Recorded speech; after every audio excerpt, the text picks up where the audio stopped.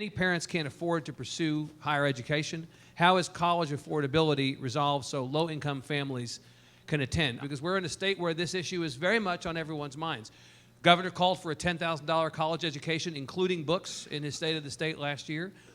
Cuts to the state financial aid program, Texas grants, happened during the last session. A lot of families in this state want to send their kids to school, don't necessarily have the resources to do it. How do you deal with college affordability? This is a huge issue, and I've traveled the country with the president, with the vice president. Let me be clear, it's not just low-income folks who are struggling. We go to many, many middle-class communities, and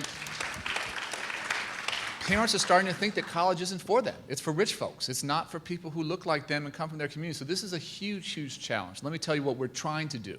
One of the things I'm most proud of is we increased Pell Grants by $40 billion. $40 billion. And we did that without going back to taxpayers for a nickel.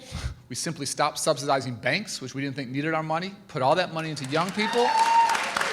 That was very controversial in Washington. We thought it was common sense. We got it done.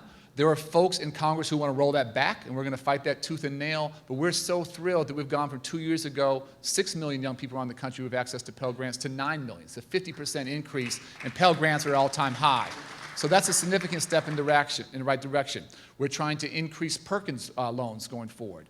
We have something in place called income-based repayment, IBR, that on the back end, we're reducing your loan repayments each month. So if you make more money, you pay more. If you make less money, you pay less. And I should have said this for our teachers, for our public servants, for folks working at a healthcare clinic, a legal aid clinic. After 10 years of public service, all your debt is erased, is forgiven. So that's a huge, huge step in the right direction.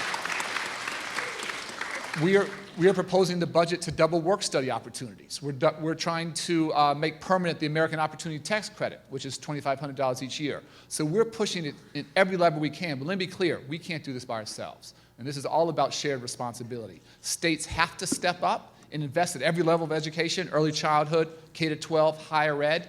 And again, regardless of politics or ideology, we saw 40 states last year, 40 states cut funding to higher education. That's not where we need to go on either party. And we need universities to keep their tuitions down. And we have universities that are doing the right thing. We want to reward that. Where tuition is skyrocketing much faster than the rate of inflation, we can't support that. So part of the budget proposal is a race to the top for higher education, $5 billion to incentivize states to continue to invest, to incentivize universities to keep tuition down, and to make sure it's not just about access, it's got to be about completion. It's got to be around attainment. So Pell students, first-generation college goers. So we are trying to walk the walk. Please hold us accountable. But again, we need states to step up to the plate, and we need universities to do the same thing. Part of the reason I love community colleges is they are so affordable.